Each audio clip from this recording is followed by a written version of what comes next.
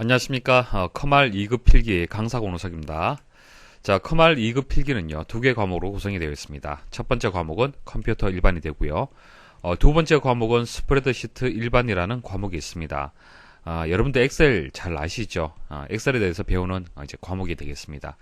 그리고 실기 들어가면요, 스프레드시트 일반, 그러니까 엑셀만 실기에서 실습 위주로 해서 그렇게 시험을 여러분들 보도록 되어 있습니다.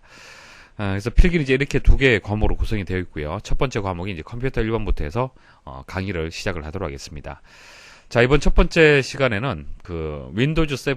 자, 윈도우즈 7은 컴퓨터를 사용할 때마다 여러분들이 계속 이용하고 있는 프로그램이 되겠습니다.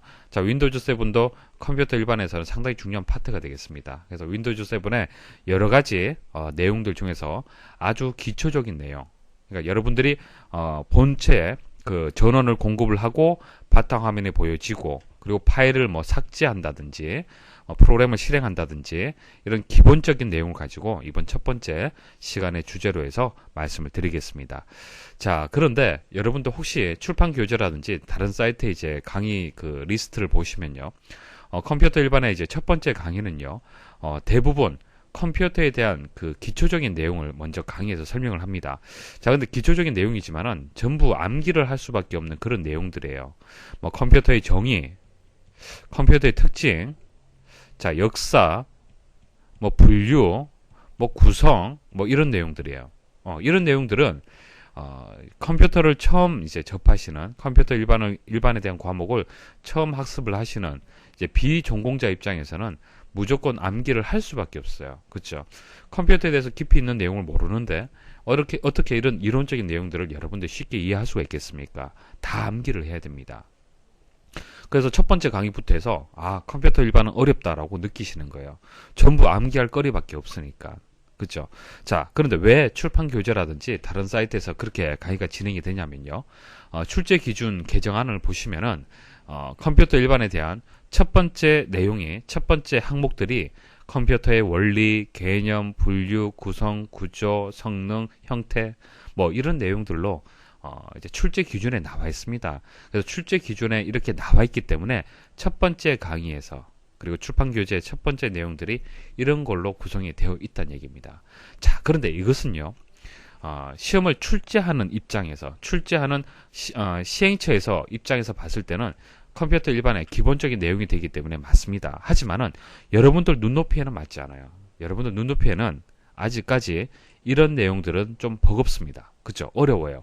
그래서 매일 접하는 윈도우즈 7이라는 프로그램을 통해서 일단 컴퓨터가 무엇이냐라는 개념을 먼저 잡아보자는 얘기예요.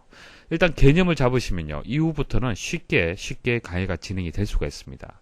그래서 윈도우즈 7을 먼저 설명을 드리고 차근차근 어려운 내용들도 같이 설명드리는 그런 순서대로 진행을 하겠습니다.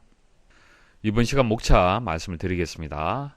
자, 목차를 먼저 말씀드리는 이유는 큰 숲을 여러분들이 먼저 보란 얘기입니다.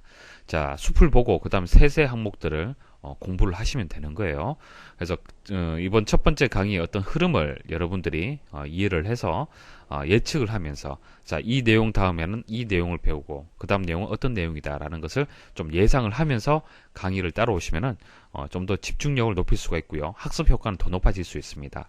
그래서 큰 숲을 보실 수 있도록 키워드 먼저 말씀을 드리고, 키워드에 대한 간단한 설명을 드리고 본 강의 들어가는 순서대로 그렇게 강의를 진행을 하겠습니다. 자, 먼저 학습 계획을 먼저 말씀을 드릴 거예요. 컴퓨터 일반의 첫 번째 시간이잖아요. 그죠? 그래서 학습 계획을 먼저 말씀을 드릴 겁니다. 뭐 일단 강의는요, 쉬운 내용부터 해서 먼저 진행이 될 겁니다. 조금 전 말씀을 드렸지만은 여러분들의 눈높이를 생각을 한 겁니다. 전공하신 분들을 대상으로 해서 강의를 진행하는 거 하고요, 비전공하신 분들을 대상으로 해서 강의 진행하는 것은 다릅니다. 강의 목차가 달라요. 그래서 여러분들이 이제 쉽게 다가갈 수 있는 이제 컴퓨터 일반의 그 파트부터 해서 먼저 말씀을 드리고요. 그리고 실습 위주로 해서 가급적 말씀을 드릴 겁니다. 무조건 암기해라 그렇게 말씀드리진 않습니다. 자, 실습을 해서 이래서 이렇게 이게 답이 되는 거구나 라고 이해를 할 수 있도록 그렇게 진행이 될 거고요. 자, 이렇게 이해 위주로 해서 강의가 진행이 되면은 암기할 거리는 당연히 줄어듭니다. 암기에 대한 고통을 여러분들이 조금 줄일 수 있도록 그렇게 강의를 진행을 할 거고요. 그리고 이해를 하게 되면 새로운 유형의 문제가 나온다 하더라도 응용할 수 있는 힘을 여러분들이 키울 수가 있겠죠. 그래서 학습 계획을 말씀을 드릴게요. 그리고 작업 표시줄, 그리고 시작 메뉴. 자, 이것은 윈도우즈 7이 부팅되고 난 뒤에 프로그램을 실행하려면은 반드시 여러분들이 접하게 되는 그런 기능들입니다. 그런 메뉴들입니다. 자, 그 다음 이제 부팅에서부터 해서 종료까지 또 말씀을 드릴게요. 어떤 과정으로 해서 프로그램을 이제 부팅이 되고 종료가 되는지 말씀을 드리겠습니다. 자, 부팅이란 것은 본체 전원 그 버튼 있죠. 이와 같은 전원 버튼 있죠. 자, 이게 뜻하는 것이 숫자 1과 0을 뜻하는 겁니다. 컴퓨터는 전원이 공급되면 1, 공급되지 않으면 0으로 인식을 합니다. 그래서 보통 전자제품들은 다 이렇게 전원 버튼이 1의 기호로 만들어져 있습니다. 자, 전원을 공급을 하게 되면 그때부터 이제 부팅이 되는 것이죠. 바탕화면이 보여질 때까지가 이제 부팅 과정이 되는 겁니다. 그리고 파일을 삭제하게 되면 휴지통에 저장이 됐죠. 휴지통과 관련된 내용들을 마지막으로 정리하고 강의를 끝내도록 하겠습니다. 자, 먼저 컴퓨터 일반의 앞으로의 이제 학습 진행 계획을 먼저 말씀을 드리겠습니다.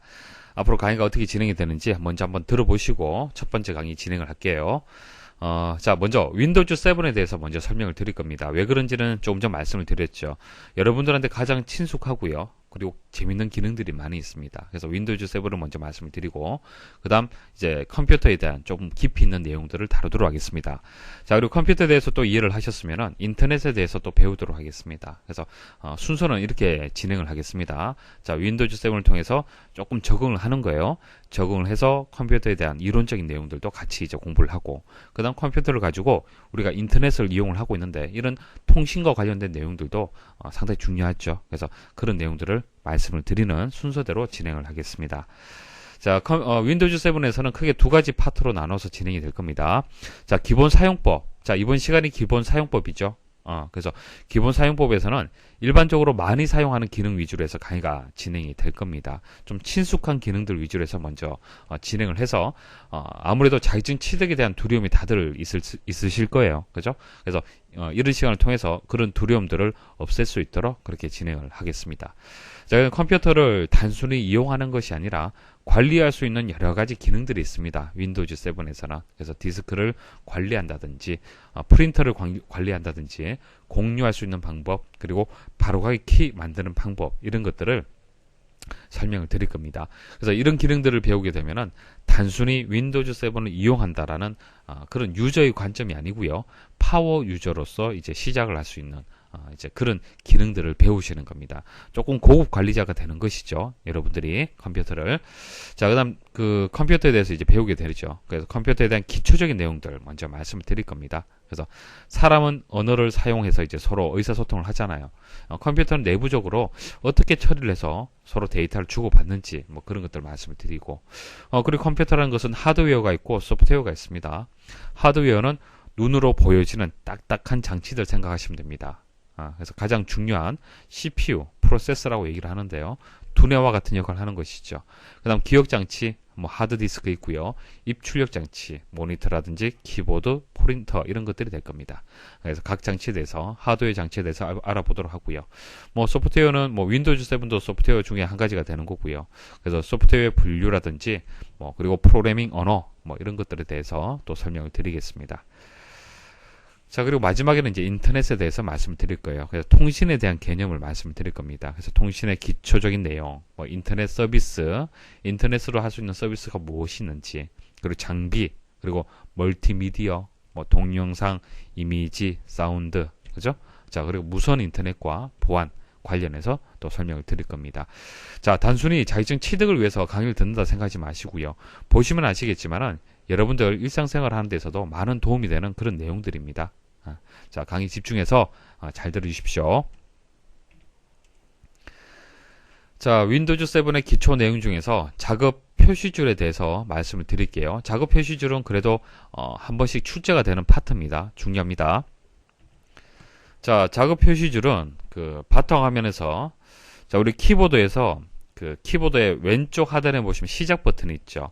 시작키 누르시면은 이와 같이 창이 보여질 겁니다. 그리고 아래쪽에 이렇게 작업 표시줄이 보여질 겁니다. 그래서 현재 작업이 어떻게 이루어지고 그리고 작업을 좀 더 빨리 수행할 수 있도록 도와주는 그런 이제 위치, 바탕화면에서 위치가 되는 거예요. 자, 설명을 드리겠습니다.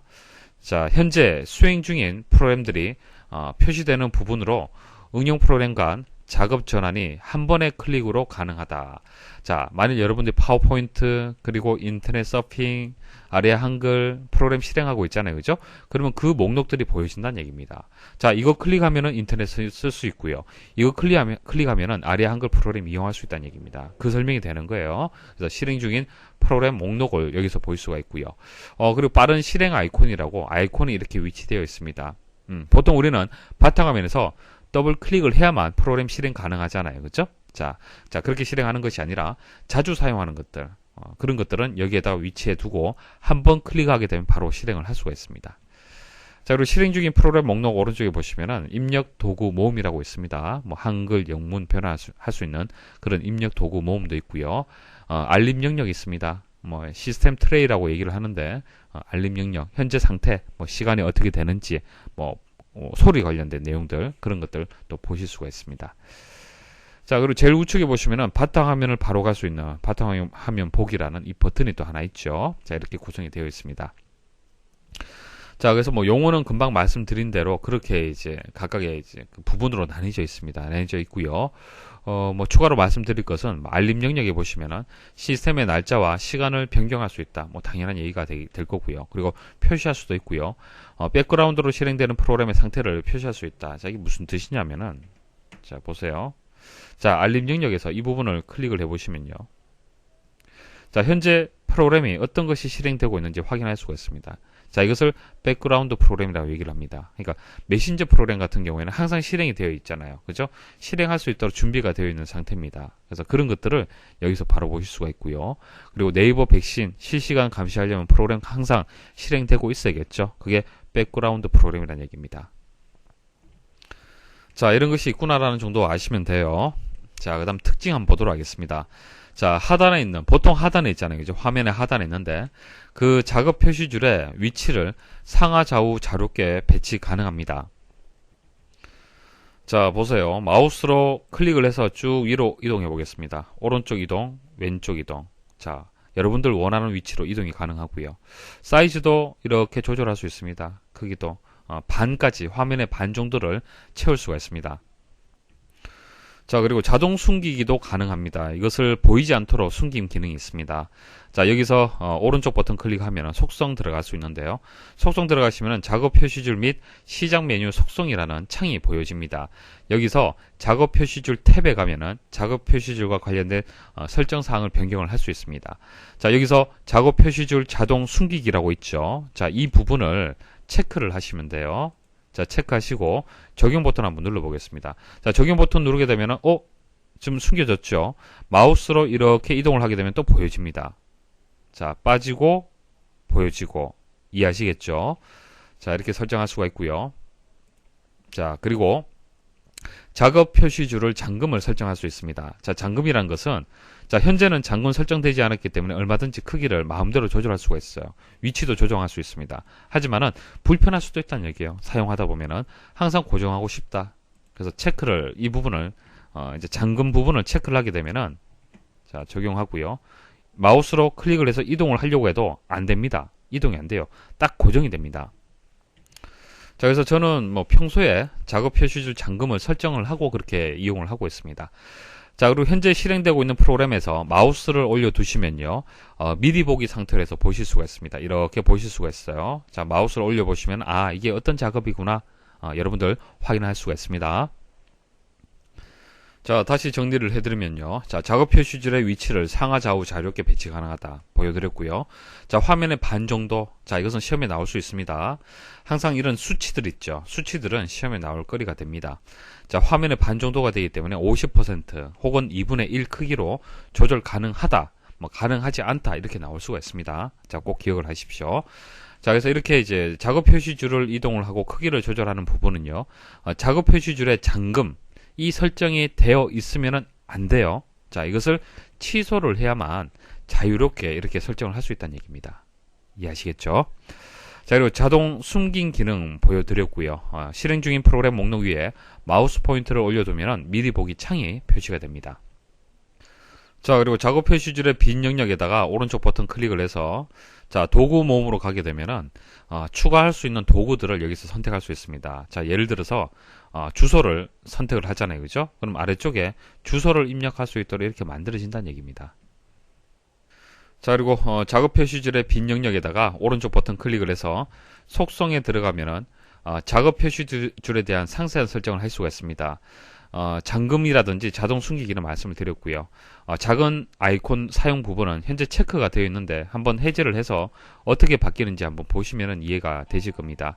자, 적용 버튼 눌러보겠습니다. 아이콘이 더 커졌죠. 자, 그 기능을 얘기를 하는 거고요. 자, 화면에서 작업 표시줄의 위치 현재 아래쪽인데 선택을 할 수가 있습니다.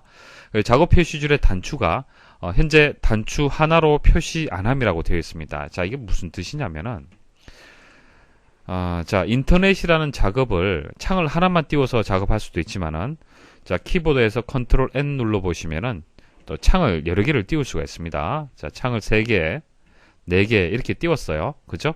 자, 인터넷 익스플로러라는 성격은 같죠.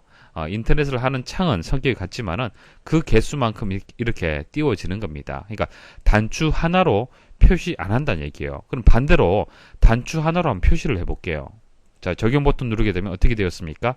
자, 같은 성격을 가지는 작업들은 단추 하나로 표시가 되는 거예요. 차이점 아시겠습니까? 자, 이렇게 해서 적용해 보시면은 각각의 작업별로 해서 이렇게 펼쳐지는 겁니다. 자, 그리고 작업 표시줄이 꽉 차면 단추 하나로 표시. 이것은 이렇게 여러 개의 단추로 나오다가 꽉 차게 되면 작업 표시줄이 꽉 차게 되면 그때는 하나로 표시가 될 수 있도록 하라는 얘기입니다. 자, 그리고 에어로픽 같은 경우에는 그 바탕화면을 미리 보는 기능이 되는 겁니다. 자, 오른쪽에 보시면 이거 클릭하면 바탕화면으로 이동이 되는 거고요. 그냥 마우스만 한번 올려 보십시오. 자, 마우스만 올리게 되면 현재 바탕화면을 미리 보기 형태로 해서 보실 수가 있는 겁니다. 클릭을 하지 않고 제가 마우스를 그냥 올렸습니다. 자, 그 기능을 어떻게 선택을 하는 그 부분이 되는 겁니다. 자, 금방 말씀드렸던 내용들입니다. 뭐 이 정도 아시면 됩니다. 자, 그리고 시작 프로그램은 윈도우즈가 시작될 때 자동으로 실행될 프로그램을 등록하는 곳입니다. 시작에서 모든 프로그램 그리고 시작 프로그램에 가게 되면은 이제 그 해당 프로그램을 등록을 할 수가 있는데요. 자, 시작 프로그램이 왜 필요한지 일단 한번 생각을 해보죠. 여러분들 이제 부팅이 되잖아요, 그죠? 컴퓨터가 부팅이 되고 바탕화면에 보여지고요. 매번 인터넷 창을 띄우고 싶다라고 여러분들이 정할 수도 있습니다. 그리고 매번 뭐 계산기 프로그램을 이제 여러분들 실행 버튼 누르지 않는다 하더라도 매번 기본적으로 실행을 하고 싶다. 그런 경우 있을 수가 있습니다. 자, 그럴 때는 이런 프로그램들을 아이콘을 시작 프로그램 내에 등록을 해버리면은 쉽게 그렇게 설정을 할 수 있습니다. 자, 보세요. 자, 시작 버튼 있죠. 자, 모든 프로그램 있습니다. 자, 모든 프로그램에 가서 자, 시작 프로그램 있죠. 현재는 비워져 있습니다. 근데 여기에다가 아이콘을 등록하게 되면은 그 아이콘은요, 부팅할 때마다, 시작될 때마다 실행이 되는 겁니다. 자, 그리고 이제 시작 메뉴 말씀을 드릴게요. 자, 시작 메뉴는 이 시작 버튼을 클릭을 했을 때 왼쪽에 이렇게 펼쳐지는 이제 메뉴를 얘기를 하는 겁니다. 자, 영역을 나누어서 말씀을 드릴게요. 자, 일단 한번 실행을 제가 한번 해보겠습니다. 자, 실행을 하면요. 여기 가늘게 이렇게 선이 있습니다. 자, 선이 있고 위쪽 있고 아래쪽으로 이렇게 나뉘죠. 자, 위쪽 부분이 고정된 프로그램이 되는 겁니다. 위쪽 부분. 그러니까 노트패드라든지, 자, 이게 메모장이 되는 겁니다. 네이트온이라든지, 채점 프로그램이라든지, 이런 것은 항상 이제 자주 사용을 하기 때문에 고정된 프로그램으로 제가 등록을 해 두었습니다. 그래서 고정된 프로그램이라는 것은 항상 시작 메뉴 맨 위쪽에 위치하며 실행 빈도가 높은 고정 프로그램 목록을 이쪽에다가 제가 배치를 한 겁니다. 그러니까 이것은 이제 시작 버튼 누르게 되면 항상 선택을 할 수 있다는 얘기예요. 근데 기본적으로 이런 프로그램들은 어디 있냐면은 모든 프로그램 내에 있습니다. 근데 모든 프로그램의 내에 보면은 한 번에 선택하기가 쉽지는 않죠. 찾기가 어렵습니다. 그래서 자, 여기에다가 등록을 한 겁니다. 됐죠? 자, 그 다음 자주 실행한 프로그램. 자, 이 선을 기준해서 아래쪽 영역이 되는데요. 자, 이 영역에는요, 사용자가 최근에 자주 실행한 프로그램 목록의 리스트가 보여지는 겁니다. 자, 이것도 자주 실행될 가능성이 있다는 얘기예요. 최근까지 자주 실행을 했다는 얘기는 앞으로도 자주 실행될 가능성이 있기 때문에 사용자에게 편리성을 제공하기 위해서 이렇게 보여준다는 얘기입니다. 자, 그래서 프로그램 목록은 고정된 영역과 자주 사용하는 프로그램 목록으로 해서 이렇게 두 부분으로 이렇게 나뉘게 됩니다. 자, 그리고 점프 목록이라는 게 있습니다. 점프 목록. 자, 점프 목록은요, 최근에 사용한 항목들이 표시가 됩니다. 자, 제가 노트패드를 이용을 해서 어떤 것을 작업을 했는지 이렇게 보실 수가 있어요. 그리고 여기 보면은 그 앞정 모양의 아이콘이 있죠. 자, 이것을 클릭을 하게 되면 고정이 됩니다. 자, 여기서 클릭을 하게 되면 고정이 돼요. 그 다음 풀어줄 수도 있고요. 자, 고정이 되게 되면은 어떻다는 얘기입니까? 다른 이제 최근 항목들이 더 늘어난다 하더라도 삭제되지 않고 그대로 유지가 되는 거예요. 자, 이것은 뭐 자주 실행이 된다라는 파일이 있으면은 이렇게 선택을 하시면 됩니다. 자, 그래서 점프 목록의 내용들은 최근에 사용한 항목들이 표시가 되기 때문에 시간에 따라서 그 이제 항목들은 바뀔 수가 있잖아요. 그죠? 바뀔 수가 있기 때문에 앞정 아이콘을 이용을 해서 고정을 시킬 수가 있다는 얘기입니다. 자, 그리고 시작 메뉴에 있는 그 모든 프로그램 있죠. 자, 모든 프로그램에서 보여지는 목록은요, 점프 목록이 아닙니다. 자, 점프 목록이란 것은 최근에 이제 항목들이 보여지는 것이 점프 목록이 되는 거고요. 모든 프로그램에서 클릭을 해서 보여지는 리스트들은 설치된 프로그램들이 리스트가 보여지는 겁니다. 자, 앞정 모양이 아이콘이 없습니다. 자, 그리고 하단에 보시면은 이게 검색 상자라고 하는데요. 자, 여기서 검색을 할 수 있습니다. 예를 들어서 커말이라고 입력을 하잖아요. 그죠? 그럼 커말이 입력되어 있는 모든 파일들을 보실 수가 있습니다. 그리고 또 하나는 프로그램을 바로 또 실행을 할 수도 있어요. 자, 프로그램 중에서 프로그램의 이름을 알고 있다. 그러면은 이렇게 입력을 하면 위쪽에 프로그램이 이렇게 또 보여집니다. 그래서 cmd라는 프로그램을 클릭을 해서 또 실행을 할 수도 있습니다. 자, 그 다음에 시작 메뉴 이제 탭에 가서 시작 메뉴를 설정하는 부분 말씀을 드릴게요. 자, 시작 버튼을 클릭을 했을 때 이제 시작 메뉴가 이렇게 보여지잖아요. 그죠? 이 부분 설정하는 것을 말씀드리는 겁니다. 시작 메뉴의 링크, 아이콘, 메뉴 모양의 모양 및 동작을 사용자 지정하려면 사용자 지정을 클릭하라. 자, 이 부분을 클릭을 하게 되면은 좀 더 세부적인 사항들을 설정을 할 수 있습니다. 뭐 그 정도 아시면 되고요. 그다음 전원 단추의 동작 부분을 보겠습니다. 자, 여기 보시면 전원 단추의 동작 부분을 이 버튼이 있는데요. 전원 단추에 보시면은 이 부분을 이제 마우스 올리시면은 이제 사용자 전환이라든지 로그오프, 잠금, 뭐 다시 시작, 절전 이런 것이 있습니다. 이 버튼을 클릭하게 되면 시스템이 종료가 돼요. 자, 이 설정은요, 여기서 할 수 있습니다. 종료를 설정할 수도 있고, 뭐 사용자 전환을 기본적으로 하고 싶다. 그러면은 사용자 전환으로 표시가 되는 거예요. 그래서 일반적으로는 시스템 종료로 보통 설정을 합니다. 그래서 전원 단추의 동작을 설정할 수가 있고요. 그리고 개인정보 관련된 설정 사항들도 있습니다.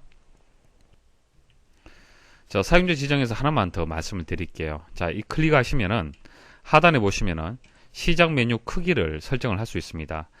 표시할 최근 프로그램의 수가 기본적으로 10개로 지금 설정이 되어 있습니다. 그러니까 여기서 클릭을 했을 때, 자, 여기 하나, 둘, 셋, 넷, 다섯, 여섯, 일곱, 여덟, 아홉, 10개죠. 그래서 10개까지가 표시가 될 수 있도록 지금 선택을 한 거고요. 그 다음, 그 점프 목록에 표시할 최근 항목 수도 지금 10개로 지금 되어 있습니다. 그래서, 이제 최대값이 이제 10개가 된다는 얘기예요. 그러니까 더 이상 만약 실행이 된다 그러면은 그 이후로 해서 더 늘어난다는 얘기입니다. 최근 항목이. 자, 이런 부분을 선택을 할 수 있습니다. 자, 그래서 표시할 최근 프로그램의 수는요, 0개부터 30개까지 지정 가능하고요. 자, 점프 목록은 0개에서 60개까지 설정을 할 수 있습니다. 자, 30개고 60개가 되는 겁니다. 이런 수치들은 여러분들이 암기를 좀 하셔야 됩니다. 자, 그래서 뭐 작업 표시줄하고 시작 메뉴 위주로 해서 말씀을 드렸는데, 이제 이론적인 설명은 다 드렸고요. 기출문제 풀이할 겁니다. 자, 근데 여기서 화면을 멈추십시오. 강의 화면을 멈추시고 여러분들 스스로 한번 문제를 한번 풀어보세요. 스스로 풀어보시면 대부분 풀릴 겁니다. 그렇게 해서 이제 여러분들 배웠던 내용이 실제 기출문제 풀이는데 도움이 되는지 한번 점검을 좀 해봐야 됩니다. 그래서 바로 제가 풀이를 해드리는 강의를 듣지 마시고 화면 멈추시고 여러분들 스스로 한번 풀이를 해보십시오. 자, 1번 문제 보도록 하겠습니다. 다음 중 한글 윈도우즈 7의 바탕 화면에서 Ctrl ESC 키를 누를 경우에 수행되는 작업으로 옳은 것은, 자, 이게 단축키, 뭐 바로가기 키, 보통 그렇게 얘기를 하는데요. Ctrl 키하고 ESC 키를 한번 눌러 보십시오. 자, 키보드에서 왼쪽 하단에 보시면 Ctrl 키 있죠. 그리고 왼쪽 상단에 보면 ESC 있습니다.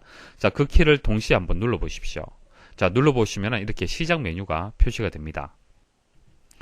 정답은 1번이 되겠습니다. 자, 그래서 이렇게 이제 단축키, 바로가기 키, 이와 같은 것은 암기를 좀 제가 쉽게 할 수 있도록 제가 설명을 드리겠습니다.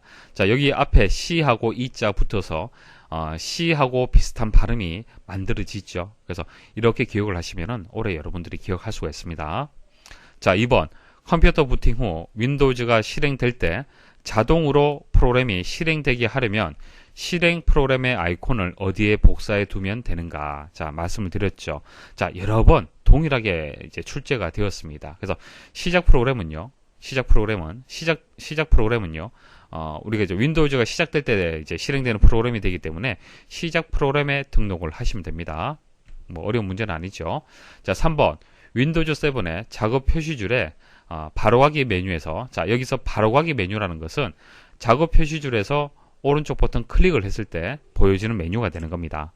자, 보여드릴게요.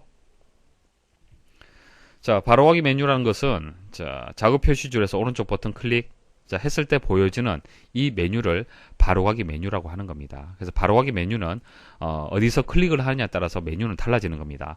만약 시작 버튼에서 오른쪽 버튼 클릭하면은 바로가기 메뉴가 이렇게 보여지는 거고요. 그리고 바탕화면에서 오른쪽 버튼 클릭해서 바로가기 메뉴는 또 다르겠죠. 그래서 각 위치에 따라서, 항목에 따라서 바로가기 메뉴는 바뀝니다. 그래서 여기서는 작업 표시줄에서 바로가기 메뉴를 지금 얘기를 했는 겁니다. 그리고 도구 모음에 대해서 지금 설명을 하는 것이죠. 그래서 도구 모음에서는 뭐 주소, 링크, 뭐 바탕화면, 입력 도구 모음, 새 도구 모음 이렇게 되어 있습니다. 그래서 옳지 않은 것을 찾아라, 그렇게 문제가 주어졌고요. 여기서는 알림 영역이 없습니다. 4번. 작업 표시줄의 특징으로 옳지 않은 것은, 자, 특징 다 말씀을 드렸는데 3번이 여기서는 정답이 되겠습니다. 작업 표시줄의 위치를 변경하거나 크기를 화면의 4분의 1까지만 늘릴 수 있다. 아니죠. 제가 말씀을 드렸습니다. 이렇게 수치로 나오는 것은 문제에서 잘 출제가 될 수 있습니다. 그래서 반이 되기 때문에 2분의 1이라고 얘기를 해야 됩니다. 자, 5번. 시작 메뉴에 대한 설명으로 옳지 않은 것은, 자, 1번에 보시면은 윈도우즈 7에 설치된 프로그램들이 메뉴 형태로 등록이 되어 있다. 자, 이렇게 메뉴 형태로 등록이 되어 있고요. 자, 검색 상자를 이용하여 파일이나 폴더, 프로그램을 쉽게 찾을 수 있다. 검색을 할 수 있다. 맞고요. 장치 및 프린터 메뉴를 이용하여 컴퓨터에 설치된 모니터, 마우스, 프린터 장치를 확인하고 추가할 수 있다. 자, 보여드릴게요. 자, 여기 보시면 이제 장치 및 프린터가 있습니다. 자, 클릭을 하시면요. 현재 여러분들 컴퓨터에 설치되어 있는 장치들 보실 수도 있고요. 프린터도 추가할 수도 있고 각종 장치들을 또 추가를 할 수가 있습니다. 그래서 3번에 대한 설명도 맞습니다. 자, 4번. 시스템 속성 메뉴를 이용하여 시스템에 장착된 모든 램의 크기와 컴퓨터 이름을 알 수 있다. 자, 일단 시스템 속성을 이제 속성으로 이동할 수 있는 메뉴는 여기 있는 것이 아니고요. 제어판으로 가야 됩니다. 자, 제어판이 무엇인지는 다음에 말씀을 드릴게요. 자, 여기서 제어판을 클릭을 하게 되면은, 자, 제어판의 여러 가지 기능들을 여기서 이제 항목들을 보실 수가 있는데요. 여기서 시스템으로 가야 됩니다. 자, 시스템을 클릭을 하시면은 시스템 속성을 변경할 수 있는 창이 보여집니다. 자, 정답은 이제 4번이 되겠습니다. 자, 6번. 다음은 작업 표시줄 및 시작 메뉴 속성 창이다. 자, 이 속성 창의 메뉴에 대한 다음에 설명 중 옳지 않은 것은, 자, 이렇게 창이 나왔습니다. 속성 창이 나왔는데 여러 가지 기능들 제가 다 말씀을 드렸잖아요. 그죠? 그래서 1번이 여기선 정답이 되겠습니다. 작업 표시줄 잠금. 자, 이건 뭐죠? 자, 이것은 작업 표시줄을 이동하거나 크기를 조절할 수 없도록 잠그는 그런 기능이 되는 거예요. 근데 설명을 들어보면 다른 설명입니다. 자, 사용자가 일정 시간 동안 컴퓨터를 사용하지 않았을 때 작업 표시줄을 통해 프로그램을 선택하거나 실행하는 것을 방지하는 기능이다. 이거 전혀 설명이 틀렸죠. 그래서 1번이 정답이 되겠습니다. 자, 부팅 설명드리겠습니다. 컴퓨터 본체에 보시면은 이런 이제 버튼이 있죠. 전원 버튼이 있습니다. 자, 이 버튼을 이제 눌러서 전원 공급이 이제 시작이 되고요. 바탕 화면이 나올 때까지, 자, 윈도우즈 7에 이제 바탕 화면이 나올 때까지의 그 과정을 우리는 부팅 과정이다. 그렇게 얘기를 하는 겁니다. 자, 부팅의 정의를 보시면요. 컴퓨터에 전원이 공급된 순간부터 각 장치를 검사하고 초기화하는 과정을 거쳐 컴퓨터가 작업할 수 있는 환경, 자, 윈도우즈 7이 이제 보여주는 그 단계를 얘기를 하는 겁니다. 자, 그 환경이 될 때까지의 과정을 얘기를 하는 거고요. 여기서 장치를 검사하고 초기화하는 과정이란 것은 무엇이냐면은, 자, 부팅되는 순간 까만 화면에 여러분들이 조금 읽기 힘들지만은 어떤 글씨가 이렇게 쭉 나올 거예요. 텍스트가 쭉 나옵니다. 자, 쭉 이렇게 나오는 과정이 있습니다. 이게 무슨 과정이냐면은 여러분들 그 컴퓨터에 연결되어 있는 뭐 사운드 카드라든지 그래픽 카드라든지 뭐 모니터라든지 키보드, 마우스 이런 각종 장치들이 있죠.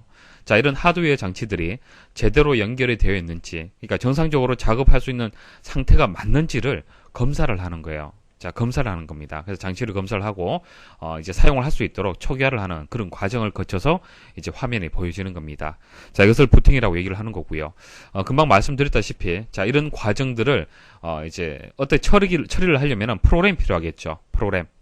자, 이런 과정들. 첫 번째는 뭐 그래픽 카드를 확인을 하고, 뭐 두 번째는 뭐 마우스를 확인하고, 이런 식으로 단계가 있을 거 아닙니까? 자, 단계가 있다는 것은 컴퓨터 내부에 프로그램이 되어 있다는 얘기예요. 그 프로그램의 명령대로 그렇게 작업이 진행이 되는 겁니다. 자, 그 프로그램을 우리는 바이오스라고 얘기를 하는 거예요. 바이오스. 바이오스.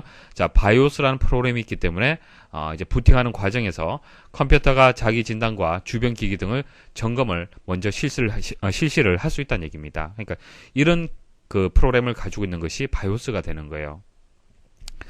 자, 바이오스라는 용어 기억을 하시고요. 이 바이오스는요, 이제 기억이 되어 있어야겠죠. 기억 장치에 기억이 되어 있어야 됩니다. 롬이라는 이제 기억 장치에 저장이 되어 있습니다. 자, 롬에 대해서는 다음에 말씀을 드릴 겁니다. 상세하게 말씀을 드릴 거고요. 리드 온리 메모리의 약자가 됩니다. 그러니까 읽을 수만 있는 메모리를 얘기를 하는 거예요. 그러니까 여기에 저장되어 있는 데이터를 지울 수는 없고요. 읽어드리는 그런 목적만 가지고 있는 메모리가 되겠습니다. 자, 이 바이오스라는 프로그램은 상당히 중요하죠. 바이오스라는 프로그램은 함부로 수정을 해서는 안 됩니다. 사용자가 함부로 수정해서는 안 되기 때문에 롬이라는 이제 읽어드릴 수만 있는 메모리에 기억이 되어 있습니다. 그래서 바이오스를 우리는 롬 바이오스다 그렇게 부를 수도 있습니다. 자, 그 다음 고급 부팅 옵션 한번 설명을 드릴게요. 자, 이와 같은 화면 보신 적 있으십니까? 보통 우리가 윈도우즈 7이 정상적으로 부팅이 되지 않을 때, 문제가 있을 때 부팅되는 과정에서 F8번을 계속 누르시면요, F8번을 누르게 되면 이와 같은 화면을 보실 수가 있습니다. 자, 이 화면에서 여기 보면은 여러 가지 메뉴들이 있는데요. 그 중에서 안전 모드를 선택을 해서 부팅을 하고요. 안전 모드에서 정상적으로 부팅이 되고 난 뒤에 다시 이제 표준 모드, 자, 표준 모드로 정상적으로 이제 부팅을 하게 되면은 문제가 해결되는 경우가 많습니다. 그래서 정상적으로 부팅이 안 될 때 F8번을 눌러서 안전 모드를 선택을 해서 부팅을 하면은 문제 해결이 쉽게 됩니다. 자, 이게 뭐 금방 말씀드렸다시피 고급 부팅 옵션이 되는 겁니다. F8번 누르시면 보실 수가 있고요. 자, 문제에서는 부팅 메뉴 화면이다라고 할 수도 있고요. 부팅 방법 선택 화면이다 그렇게 말할 수도 있습니다. 다 같은 뜻이에요. 자, 부팅 방법을 선택할 수 있는 화면이 이제 보여지는 거고요. 여기서 안전 모드라고 금방 말씀을 드렸는데, 자, 안전 모드란 것은 컴퓨터가 정상적으로 작동될 때 컴퓨터에 발생한 문제를 해결하기 위해 사용하는 방식입니다. 정상적으로 표준 모드 같은 경우에 우리가 보통은 표준 모드로 부팅을 해요. 표준 모드 같은 경우에는 컴퓨터의 시스템을 100% 활용할 수 있도록 모든 장치들을 정상적으로 작동할 수 있도록 이제 그렇게 설정이 된 상태가 되는 겁니다. 그래서 여러 개의 장치들 중에서 하나라도 문제가 발생하면 제대로 부팅이 안 돼요. 그래서 안전 모드에서는 컴퓨터 작동에 필요한 최소의 장치만 가지고 부팅을 일단 하는 겁니다. 일단 부팅이 목적이 되는 거예요. 그래서 예를 들어서 해상도 같은 경우에도 800에 600 정도 최소의 사용을 해서 이제 해상도로 해서 부팅이 되는 겁니다. 자, 시험에 안전 모드가 무엇인지 정의에 대해서도 나왔었고요. 그때 해상도에 대해서도 시험에 나온 적이 있습니다. 기억을 하십시오. 자, 3번 전원 단추 설명을 드리겠습니다. 자, 이 부분을 얘기를 하는 건데, 자, 우리 시작 버튼 누르게 되면 이 부분을 얘기를 하는 겁니다. 자, 전원 단추에 보시면은 시스템을 종료하고요. 다시 시작하고요. 로그 오프, 그리고 사용자 전환, 이런 이제 선택할 수 있는 메뉴들이 보여집니다. 자, 각각에 대해서 설명을 좀 드릴게요. 일단 로그 오프라든지 사용자 전환에 대해서 개념을 이해를 하시려면은 계정에 대해서 개념을 잡으셔야 됩니다. 계정. 보통 우리는 사용자 계정이다, 그렇게 얘기를 하죠. 사용자 계정. 자, 여러분들 댁에 컴퓨터가 한 대 있습니다. 컴퓨터가 한 대 있으면은 이 컴퓨터를 한 사람만 이용하는 게 아니잖아요. 그렇죠? 가족 구성원들이 다 이용을 합니다. 그래서 A라는 사람, B라는 사람, C라는 사람이 3명이 있다라고 가정을 하겠습니다. 자, 그럼 A라는 사람이 이 컴퓨터를 이용할 때 A라는 사람에 맞도록 바탕화면을 설정하고 아이콘 설정하고 개인의 취향에 따라서 설정할 수가 있겠죠. 자, 그러면은 계정이란 개념이 없으면은 B라는 사람은 A가 설정한 대로 이용을 해야 돼요. C도 마찬가지고요. 그렇죠? 자, 그렇게 하는 것이 아니고요. 만일 이제 계정이란 것을 이제 이용을 한다라면은 A 계정, B 계정, C 계정을 따로 만들어 주는 거예요. 만들어 주고 A 계정이 원하는 형식 그대로 두고 B라는 계정을 가지고 있는 사람이 또 자기가 마음대로 어떤 바탕화면이라든지 설정을 할 수가 있는 겁니다. 그래서 각각의 설정을 달리 할 수가 있는 거예요. 계정을 이용하게 되면은. 자, 그래서 A라는 사람이 만일 이 컴퓨터를 이용을 하잖아요. 그죠? 이용을 하다가 B라는 사람이 이용을 하고 싶어요. 그러면 어떻게 하냐면은 A라는 사람이 로그 오프를 합니다. 로그 오프. 여러분들이 사이트에 로그 온하고 로그 오프 하잖아요. 그죠? 같은 개념이에요. 똑같습니다. 자, A라는 사람이 로그 오프 하면은 B라는 사람이 또 로그온 해서 이제 B의 환경대로 작업을 또 할 수가 있는 겁니다. 자, 그게 로그 오프의 개념이에요. 자, 모든 프로그램을 종료하고 다른 사용자 이름으로 로그인 할 수 있다. 작업하고 있는 환경들이 다 이제 그 종료가 되는 겁니다. 로그 오프란 것은. 자, 근데 사용자 계정은 뭐냐면은 로그 오프를 하지 않습니다. 로그 오프 하지 않고요. 빠르게 사용자를 전환해서 컴퓨터를 사용할 수 있는 기능이 되는 겁니다. 말 그대로 전환이에요. A를 사용을 하다가 사용자 전환을 선택을 하잖아요. 그러면 로그 오프 되지 않고요. 현재 상태가 그대로 유지가 됩니다. 유지가 되고 B로 로그인을 해서 B로 작업을 하다가 다시 A로 이동을 하면요. A의 상태 그대로 또 작업을 할 수 있습니다. 그러니까 A라는 사람이 작업을 하다가 B라는 사람이 이제 중간에 끼어들어서 잠깐 작업을 할 때 그때 사용자 전환을 이용하면 되겠죠. 완전 로그오프 하는 것이 아니라 A라는 사람이 계속 이용을 해야 되기 때문에. 아시겠습니까? 자, 잠금은요.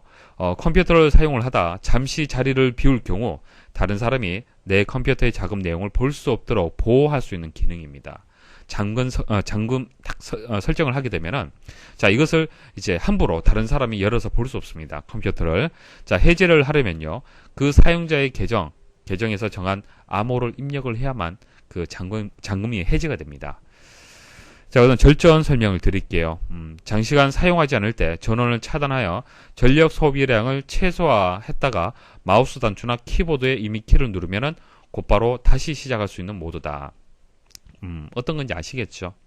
자, 절전을 선택을 하면요. 컴퓨터가 마치 꺼진 것처럼 전원이 공급되지 않습니다.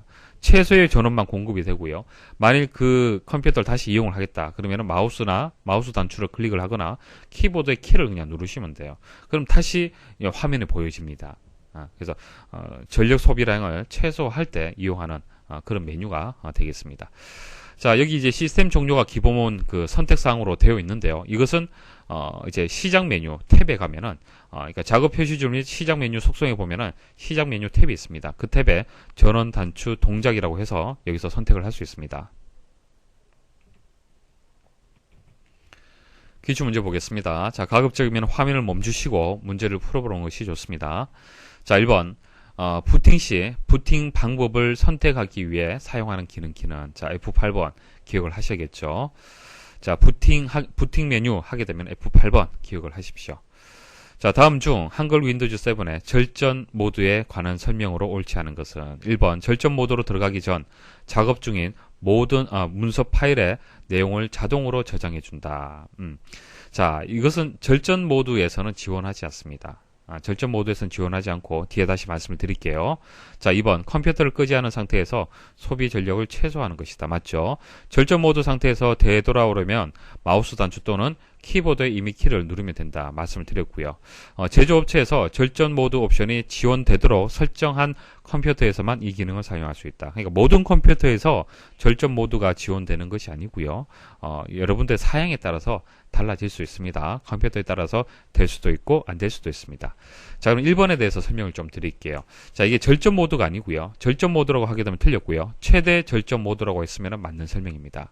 자, 그런데 조금 전 보여드렸다시피 절전 모드만 있지 최대 절전 모드는 없잖아요. 그쵸? 자, 이거 설정하는 방법 말씀을 드리겠습니다. 자, 시작 버튼 누르시고 일단 제어판으로 이동을 합니다. 자, 제어판에 대해서는 다음에 상세히 말씀을 드릴 겁니다. 자, 이번 문제 해결을 위해서 필요한 것만 말씀을 드릴게요. 자, 여기서 전원 옵션이라는 게 있습니다. 자, 전원 옵션 선택을 하시고요. 자, 전원 옵션 선택을 하시면은 균형 조정이라고 있습니다. 여기서 설정 변경 누르십시오. 자, 설정 변경 누르시고요. 그 다음 고급 전원 관리 옵션 설정 변경을 클릭을 하십시오. 자, 클릭을 하시고요. 여기서 조금 내려주시면은 자, 절전을 클릭을 하시고요. 하이브리드 절전 모드 허용 이 부분을 선택을 하시고요. 지금 설정이 되어 있잖아요. 그죠? 이것을 해제 선택을 하십시오. 자, 그리고 다시 보시면요. 자, 이제 최대 절전 모드가 보여지게 됩니다.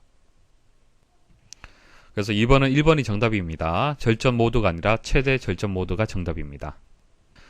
자, 이제 파일이나 폴더를 삭제를 하는데 그때 휴지통과 관련된 문제들이 자주 출제가 됩니다. 휴지통의 개념은 여러분들 다들 아실 거예요. 삭제를 하게 되면은 완전 삭제가 되는 것이 아니라 마치 여러분들 방에서 뭐 어떤 작업을 하다가 뭐 그 내용들을 버릴 때 일단은 휴지통에 일단 버리잖아요. 그죠? 일단 휴지통에 버렸다가 그 모아두었다가 완전히 이제 소각을 한다든지 버리게 되는 겁니다. 그 개념을 생각을 하시면 돼요. 일단 휴지통에 버렸다는 것은 방 안에 있기 때문에 바로 찾아서 복원을 할 수 있다는 얘기입니다. 자, 그래서 파일이 있다라면 이 파일을 딜리트 키를 눌러서 이제 삭제를 하는 경우, 물론 오른쪽 버튼, 마우스로 오른쪽 버튼 클릭을 해서 삭제할 수도 있고요. 키보드에 딜리트 키를 눌러서 삭제할 수도 있습니다. 이렇게 삭제를 하게 되면은 휴지통으로 일단 보관이 되고요. 휴지통을 열어서 자, 그것을 다시 한번 딜리트 키를 누르게 되면 완전 삭제가 돼요. 그때는 복원이 안 됩니다. 휴지통이 있을 때는 복원이 가능하고요. 됐죠? 자, 그리고 바로 휴지통으로 이동하지 않고 완전 삭제를 하려면은 Shift를 누르고 딜리트 키를 누르시면 돼요. Shift 누르고 딜리트 키 누르면 완전 삭제가 됩니다. 자, 그래서 휴지통은 삭제한 파일을 일시적으로 보관하는 장소로서 필요시 복원이 가능하다. 그래서 실수를 방지할 수 있도록 파일 삭제는 신중하게 생각을 해야 됩니다. 만일 휴지통이 없다라면 완전 삭제되면 복원할 수가 없잖아요. 자, 폴더나 파일을 삭제하는 방법, 크게 3가지 방법이 있는데 보여드리겠습니다. 자, 첫 번째 방법은 바로가기 키를 이용을 한다. 그렇게 되어 있죠. 키. 그냥 키보드에 있는 키를 이용하는 겁니다. 일단 선택을 하고 키보드에서 딜리트 키를 누르게 되면은 이제 삭제를 할 수가 있죠. 그래서 메시지를 보시면은 이 파일을 휴지통에 버리시겠습니까? 이렇게 메시지가 나옵니다. 자, 딜리트 키를 누르면 이런 메시지가 나오고요. Shift 누른 상태에서 딜리트 키 한번 눌러 보십시오. 자, 그럼 메시지가 달라요. 메시지를 보시면은 이 파일을 영구적으로 삭제하시겠습니까? 이렇게 메시지가 나옵니다. 자, 그래서 딜리트를 눌러도 되고 Shift 딜리트를 눌러도 됩니다. 자, 그리고 마우스 오른쪽 버튼을 눌러서 나타나는 바로가기 메뉴. 자, 여기서 오른쪽 버튼 하면은 바로가기 메뉴가 나오죠. 여기서 삭제 선택을 하면 됩니다. 아니면 마우스를 이용해서 휴지통으로 이렇게 드래그를 해도 됩니다. 이렇게 드래그를 해도 돼요. 현재는 휴지통이 지금 비워진 그 모양이 있죠. 자, 이것을 이쪽으로 이동을 해 보겠습니다. 이동을 하게 되면 휴지통 모양이 차 있죠. 차 있는 모양으로 바뀝니다. 자, 더블 클릭을 하게 되면 이제 휴지통의 내용을 보실 수가 있고요. 여기서도 오른쪽 버튼 클릭을 해서 삭제를 하면은 완전 삭제가 되고 복원 누르면 이제 복원이 되는 겁니다. 자, 복원이 될 때는 삭제한 위치에 복원이 됩니다. 자, 그리고 하나 아셔야 될 게, 자, 삭제를 하잖아요. 자, 휴지통에서는 실행이 안 됩니다. 자, 더블 클릭을 해도 실행이 안 돼요. 더블 클릭하게 되면 그냥 속성 창이 이렇게 보여집니다. 자, 실행을 하려면은 반드시 복원을 하고 난 뒤에 실행을 해야 됩니다. 자, 휴지통에 이제 있는 파일을 이제 복원하는 것을 제가 말씀을 드렸는데, 복원이 되지 않는 경우도 있습니다. 보통 우리가 바탕화면에 있는 파일을 이제 지웠을 때, 그러니까 하드디스크에, 그러니까 C 드라이브, 뭐 D 드라이브 이런 식으로, 이게 하드디스크라면은, 여기 있는 파일을 지웠을 때는 복원이 됩니다. 하지만은 복원되지 않는 경우가 있는데요. 먼저 플로피 디스크. 자, A 드라이브라고 지금은 없는데요. 플로피 디스크를 이용할 수 있는 A 드라이브라는 게 있었습니다. 예전에는. 그래서 플로피 디스크란 것은 이제 기억할 수 있는 매체가 되는데요. 기억 공간이에요. 기억 공간. 기억 공간을 가지고 있는 매체입니다. 그러니까 하드디스크처럼 기억을 할 수 있는 어떤 매체가 있는데, 이 매체는요, 지금은 사용하지 않습니다.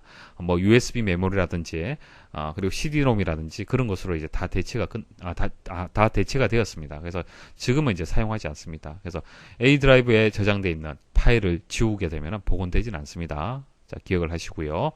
USB 메모리도 안 돼요. 그러니까 외장 어떤 그 메모리, 그 외부에서 연결되어서 사용하는 그런 메모리들은 안 된다라고 보시면 됩니다. USB 메모리는 복원되지 않고요. 그리고 네트워크 드라이브라는 게 있습니다. 네트워크 드라이브는요, 여러분들 컴퓨터가 A고, 뭐 상대방 컴퓨터가 B다. 그럼 상대방 컴퓨터에 있는 일부분을 공유를 해서 여러분들이 사용을 할 수가 있습니다. 그게 네트워크 드라이브의 개념이 되는 겁니다. 그러니까 여러분들 컴퓨터에 있는 것이 아니라 상대방 컴퓨터에 있는 그 어떤 폴더라고 보시면 돼요. 그래서 상대방 컴퓨터에서 지우게 되면은 여러분들 그 휴지통에 저장이 안 됩니다. 그래서 그 삭제되는 경우에는 복원되지 않습니다.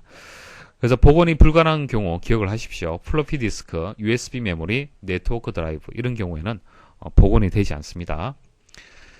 파일이나 폴더를 지울 때 Shift 키를 누른 상태에서 딜리트 키를 눌러서 삭제한 경우, 뭐 당연하죠. 완전 삭제가 되기 때문에 그렇습니다. 자, 명령 프롬프트 도스 창에서 파일을 삭제한 경우.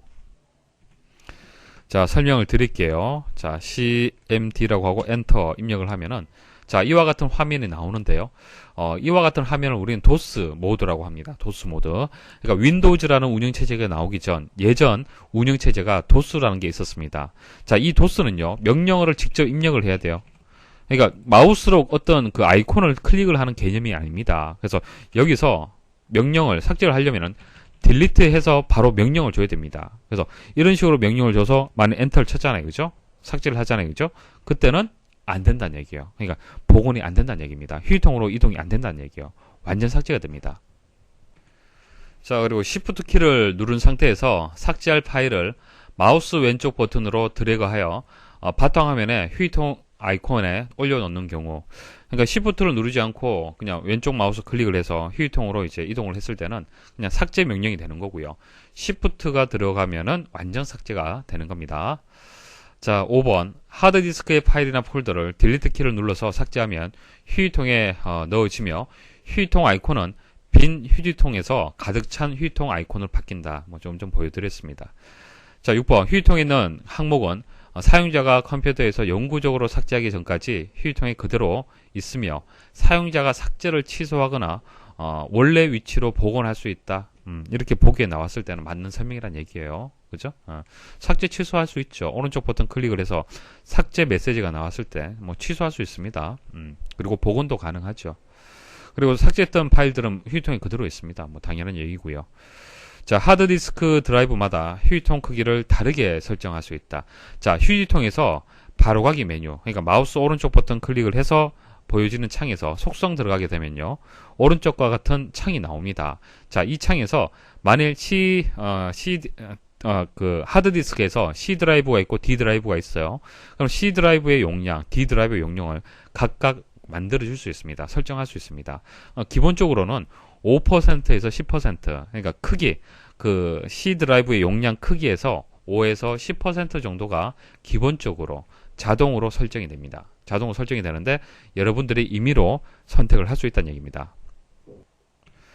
자, 그 외에 파일을 휴지통에 버리지 않고 삭제할 때 바로 제거하는 그 선택 사항도 있습니다. 이렇게 선택을 하게 되면은 휴지통 자체가 없어지는 거죠. 휴지통이 필요 없어지는 겁니다. 완전 삭제가 됩니다. 자, 삭제 확인 대화 상자. 삭제를 할 때 삭제할 거냐 말 거냐. 자, 보여주는 그 대화 상자를 표시할 수도 있고 표시하지 않을 수도 있습니다. 자, 기출문제 풀이하고 마치도록 하겠습니다. 자, 1번. 휴지통에서 파일이나 폴더를 영구히 삭제하는 방법에 대한 설명으로 잘못된 것은, 자, 영구적으로 삭제하려면 Shift 키 누르고 삭제하면 되죠. 기본적으로. 자, 휴지통에 보관되어 있는 모든 파일을 완전히 삭제하려면 휴지통 비우기를 실행한다. 자, 이 파일을 많이 삭제를 하잖아요. 그죠? 딜리트 키를 눌러서 삭제를 했습니다. 자, 휴지통으로 이동이 되었고요. 그럼 여기 있는 그 파일을 비워줄 때는 휴지통 비우기를 선택을 하면은 내용이 다 지워집니다. 완전 삭제가 되는 거예요. 자, 그리고 완전 삭제하는 다른 방법은요. 자, 여기서 이 부분을 이제 선택을 하고 삭제할 대상을 선택을 하고 파일에 가서 삭제 누르셔도 됩니다. 그리고 전체 파일을 다 삭제를 할 때는 이제 휴지통 비우기를 또 선택을 하면 됩니다. 자, 그리고 오른쪽 버튼 클릭을 해서 또 삭제를 하게 되면 완전 삭제가 되죠. 자, 그래서 1번, 2번, 3번은 금방 설명드렸다시피 다 맞는 설명이고요. 4번은 틀렸습니다. 파일을 마우스 왼쪽 버튼으로 플로피 디스크에 끌어다 놓으면 삭제가 수행된다. 아닙니다. 플로피 디스크든 뭐 C 드라이브든 마우스를 클릭을 해서 이렇게 이동을 하잖아요. 그것은 그 파일을 복원하라는 그런 명령이 되는 겁니다. 그러니까 완전 삭제 명령이 아니죠. 그래서 휴지통에 있는 파일을 선택을 해서 A 드라이브나 C 드라이브 이렇게 이동을 하잖아요. 그죠? 그럼 이제 복원이 된다라는 그런 의미가 되는 겁니다. 그래서 완전 삭제가 아니고 복원에 대한 설명이 되기 때문에 4번이 정답이 되겠습니다. 자, 2번. 휴지통에 있는 파일을 복원할 수 있는 경우로 옳지 않은 것은, 자, 1번이 이제 정답이 되겠습니다. USB 메모리에서 저장된 파일을 삭제하는 경우, 이와 같은 경우에는 복원할 수가 없죠. 말씀드렸습니다. 플로피 디스크, USB 메모리, 네트워크 드라이브 안 됩니다. 자, 나머지 보기 한번 읽어보겠습니다. 자, 탐색기 창에서 해당 파일을 선택하고 바로하기 메뉴에 삭제를 선택하여 파일을 삭제한 경우. 자, 보세요. 탐색기를 열었습니다. 파일을 선택을 하고요. 파일에 가게 되면은 삭제 메뉴가 있습니다. 자, 삭제 버튼 누르게 되면 삭제가 되죠. 그리고 삭제된 파일은 휴지통으로 이제 저장이 됩니다. 나머지도 마찬가지입니다. 내 문서 창에서 뭐 탐색기가 되든 내 문서 창이 되든 상관이 없죠. 딜리트 키를 눌렀을 때는 휴지통으로 이동이 됩니다. 그래서 복원이 가능하고요. 탐색기 창에 있는 파일을 마우스를 이용해서 휴지통으로 드래그하여 삭제한 경우, 이와 같은 경우도 마찬가지입니다. 휴지통에 있기 때문에 복원할 수 있습니다. 자, 마지막 문제 설명드리겠습니다.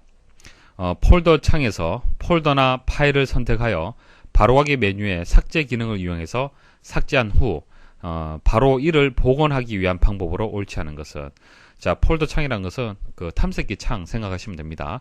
탐색기 창에서 폴더나 파일을 이제 삭제를 했어요. 삭제를 하고 바로 이제 복원을 하려고 하는 겁니다. 자, 복원하는 방법, 가장 간단한 방법은 휴지통에 가서 바로가기 메뉴, 해당 파일 선택해서 바로가기 메뉴에서 복원 누르면 되죠. 자, 이게 가장 뭐 기본적인 복원하는 방법인데 이 외에도 다른 방법이 있습니다. 그러니까 실행을 취소하는 방법이 있는데 설명을 드리겠습니다. 자, 보세요. 금방 여기서 삭제를 하겠습니다. 자, 삭제를 했어요. 자, 삭제를 하면 삭제한 파일은 휴지통으로 이동이 되었겠죠. 그래서 휴지통에서 복원하면 가장 쉬운 방법이고, 자, 금방 했던 작업을 취소할 수 있습니다. 실행 취소하는 방법은요, 구성에 가서 실행 취소를 클릭을 하게 되면은 다시 그 파일의 삭제 명령이 취소가 돼요. 이해하시겠습니까? 이전 작업이 취소가 되는 거예요. 이전 작업. 뭐 언제든지 취소를 할 수가 있는 것은 아닙니다. 취소를 하려면은 바로 이전 했던 작업을 취소는 할 수 있어요. 그래서 이런 삭제를 실수를 할 수가 있습니다. 어떤 작업을 하든 실수할 수가 있는데 그때 구성에 가서 실행 취소 누르게 되면은 금방 했던 작업을 취소할 수 있습니다. 자, 이와 같은 방법이 있고요. 자, 다른 방법도 설명을 드릴게요. 자, 삭제를 했잖아요. 그죠? 자, 실행 취소하는 바로가기 키가 있습니다. 바로가기 키. 컨트롤 키 누르고 Z 눌러 보십시오. 컨트롤 Z 딱 누르면은 또 파일이 복원이 됩니다. 자, 그래서 실행 취소라든지 컨트롤 Z 키는요, 이제 복원을 위한 그런 이제 기능이 아니라 금방 했던 실행을 취소할 때 쓰는 그런 기능이 되는 겁니다. 아시겠죠? 그래서 삭제를 조금 전 했기 때문에 삭제를 취소하기 때문에 복원의 효과가 있는 것이죠. 자, 그래서 이제 1번, 2번, 4번은 맞습니다. 3번은 여기서 정답이 됩니다. 폴더 창에 바로가기 메뉴에서 붙여넣기를 선택을 한다. 자, 붙여넣기.